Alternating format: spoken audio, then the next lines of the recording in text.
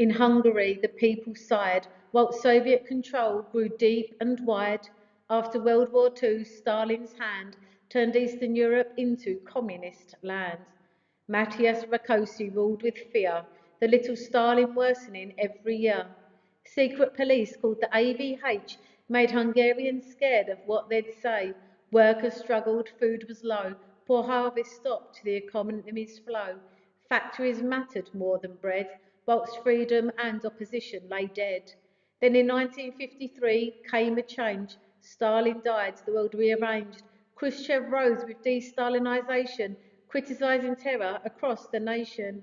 His secret speech shook the bloc. Eastern Europe felt the shock. If Stalin's methods were now condemned, could Soviet control finally end? Imre Nagy inspired hope, a gentler communist helping them cope.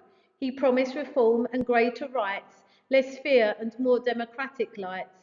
But Rakosi returned once more, bringing repression back to the fore. Students, workers filled the streets, demanding there be a Soviet defeat.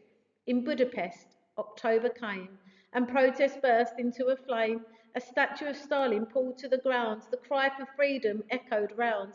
So the causes were fear and poverty too, and Khrushchev's reforms that partly grew. Hungarians wanted liberty's spring, not Moscow controlling everything.